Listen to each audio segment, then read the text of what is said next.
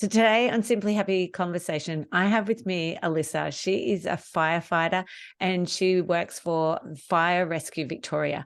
And I've asked her on to chat about risks in our home and in particular looking at clutter. So thanks so much, Liz, for joining us today. No worries, Narelle. Yeah, it'll be good to talk and provide some information in relation to some fire safety in everyone's household. So Oh, I yeah. can't wait. I'm so excited. So tell us about you and what you like to do in your free time. Yeah, so as you said, I'm a firefighter, so I'm a shift worker. So things I like to do in my spare time, other than running my kids around to their activities, would be I love training, all sorts of training, running, boxing, gym, Pilates, netball, you name it. Um, and then also any type of hiking or camping or anything outdoors really, which is probably consistent with my occupation. Yeah. So are you required to have a certain level of fitness as a Yeah. firefighter? Um, Most of the work that you do in firefighting does involve a lot of heavy lifting, a lot of strenuous activity, a lot of different sudden movement. You need some cardiovascular fitness, up and down stairs, pulling hoses through houses. We also do lots of medical response, so long spouts of CPR. So definitely you need a fitness space So to, you're actually in the perfect job, aren't you, for yeah, yourself, with your interests? time since we were kids. So yeah, it's definitely suits my lifestyle. So tell us then how and why you became a firefighter. Um, Well, I have only been a firefighter for the last 7 years. Before that, I was in the police force for nearly 17 years. So I do love emergency services, serving the community, assisting people at their hardest times. I find that really rewarding. And anything that's outdoors and just has a purpose to it, really, an underlying good purpose.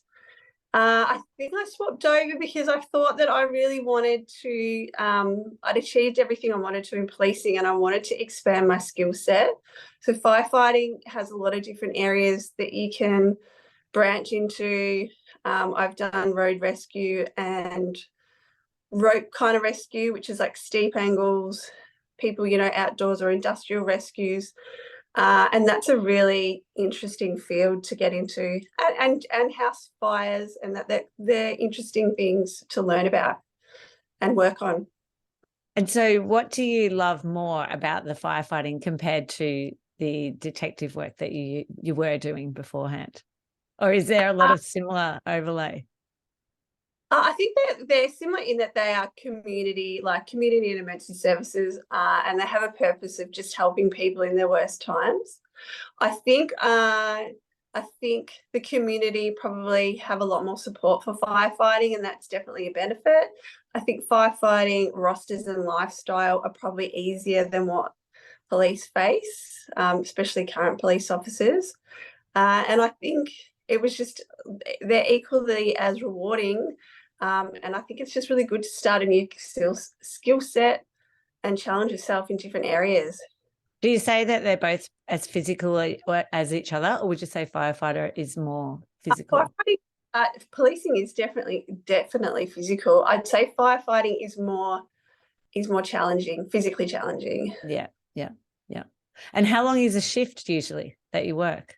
Yeah, so firefighters, and this is all across Australia, which is good, but very consistent. So there are 4 shifts per roster for all firefighting agencies, and each of those 4 shifts will do 2 day shifts and 2 night shifts in an 8-hour. We do 8-hour weeks.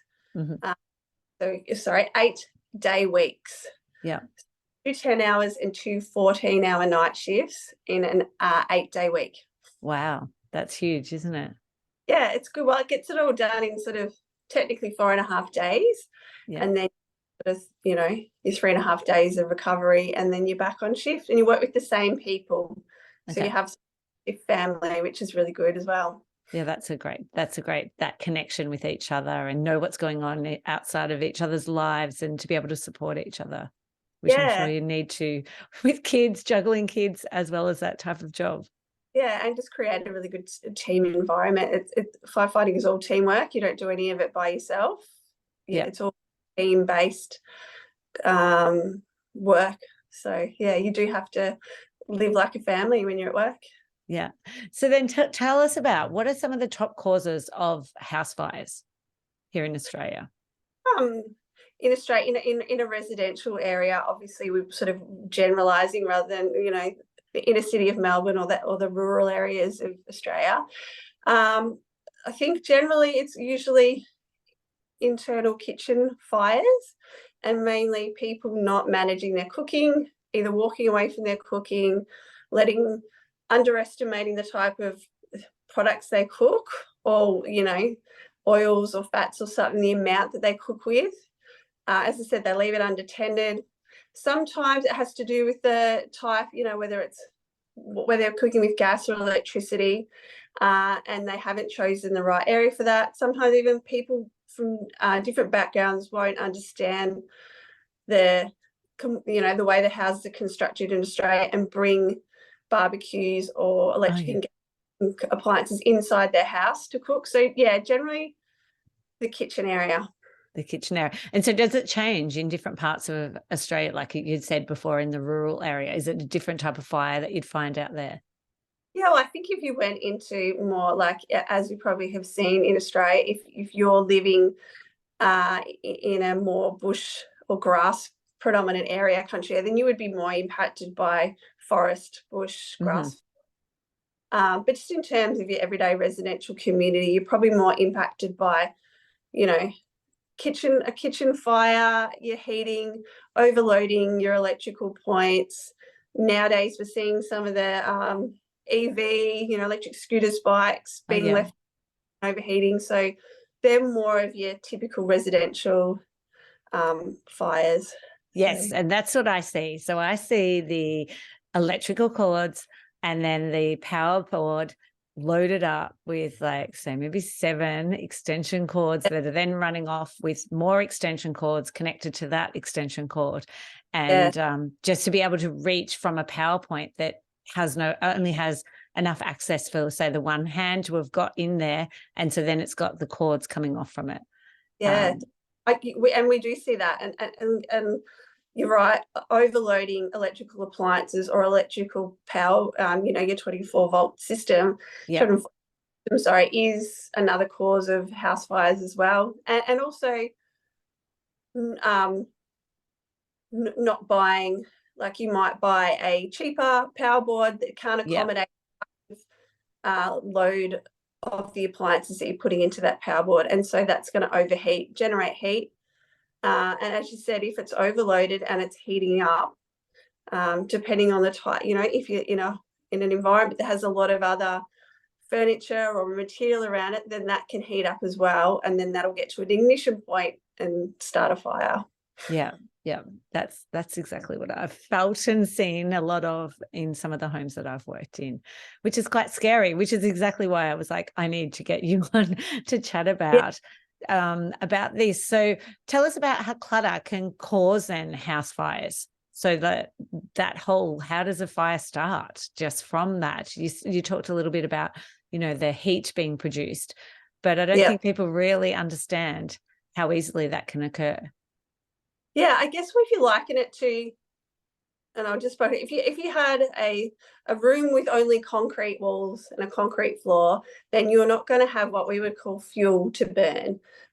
So when in a more cluttered environment, you're going to have a lot of different types of plastics, materials, woods. Obviously, metals don't burn as well as those other products. But in terms of household furniture, is mainly those type of materials. If something from a kitchen or a heater, electrical appliances starts to heat up, or a candle, a cigarette, often cigarette smokes are not being extinguished correctly inside the house, often are the cause of fires as well. You've got bedding material. So your typical lounge room or bedroom is full of all of these materials that have that are more easily combustible, say, than your concretes and your metals. So having more of that, if there is a fire that's like an ignition point somehow, an overheated electrical point, let's say, and that starts burning something, when you have a lot of material in that room, that material then will start to heat up as the initial fire generates. It's sort of called preheating. And a lot of those other materials once they get to a point of their own ignition point, then they are fire affected as well. And so an entire room with more fuel or more furniture is going to be a lot heavily impacted by fire than a room with minimal furniture or fuel. So if you see your items in your house as fuel and not just furniture or electrical or a kettle or a microwave or a couch, you might relate it more to how you're living. Yeah, that's a great word to pick up on, I think, even for myself to be using, to be saying, like, this is literally fuel for a fire over here in this corner that's full of boxes and bags and items, like, maybe it's clothes that need to be donated, but they haven't actually left the house yet. That's a pile waiting to be, is a combustion point there, isn't it? Exactly. And I guess most people are related to that. If they have, everyone's been around a fire pit or an outside fire, so they can visually recall how much, if you put a little bit of wood or a little bit of paper of something in that fire, it's going to be small. If you have a lot of things on that fire, a lot of materials, then it's going to be a bigger fire. So I guess that's a way that people can relate it to their own households. So what about with flat packs and some of the materials that we're using in our homes these days compared to, back in the old days, we'd use wood and it was all very much, the wood materials. That's not happening. That's, there's occasionally in people's homes, they still have that. But generally I find houses have a lot of flat packs furniture in them now. Yeah, there's been a lot of material written about the materials that we now use as furniture as opposed to what we did 20, 30 years ago, where we were very wood-based or metal-based, a lot of plastics, melamines, and MDFs, all of different types of material. And I think Australia has really good standards in relation to what sort of furniture can be produced, and there has to be sort of some fire retardant products placed into those materials when making furniture. Okay. But I think what you're alluding to is a lot of the cheaper products, which might be imported from overseas, might not have standards that we do. And if people aren't checking the sort of whether they have a fire retardant property inside that furniture, then they're just going to load up their house with more fuel that's probably easier to burn or quicker to heat up than your traditional woods and metals. And we use a lot of hardwood in construction of our houses, and we're now moving into softer woods with furniture and building construction to cut costs. So they're also more easily burnt. Obviously a soft wood will burn easily than a hardwood. Yeah. And what about the home then, like newer homes that don't have they're more airtight, and is that also affecting the fire risk within your home?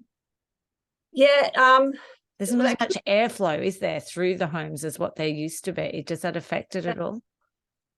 Definitely. Well, that can go to your advantage or disadvantage depending on where the fire started. So like an open plan home, which was our goal years ago, fire can spread more quickly through there because it has access to oxygen in the next room. Whereas the old style houses where you could just shut off every room, if there was a fire in a room, you could seal off the oxygen to that room and move out. Whereas the more modern plan house, they might have the fire might have already reached your bedroom through the open plan areas.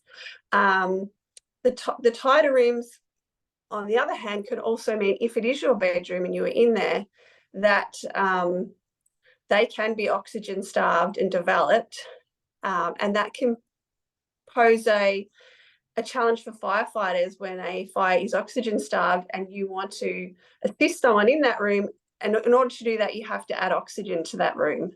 So and then obviously you're going to fuel the fire with oxygen. So there are two, which is when you've seen on TV flashovers or burnovers, or so we're sort of, I guess it's being aware of your own house, and your own environment, and your own construction, and making, I guess, your fire plan, which every family should have, knowing where everyone's bedrooms are located in relation to exit points, and if a fire started in certain areas of the house, which are the best exit points to go to and why. And so making a safety point once you're out of the house. Yeah, that's a great tip. That's like awesome tip to have, as thinking about the exits. So have you got some other tips around helping families to reduce fire risk within their homes? Yeah, I think, and I know this from experience, when you go into a house that's smoked log, it's very difficult for firefighters to see. And so we do have thermal imaging devices to help us.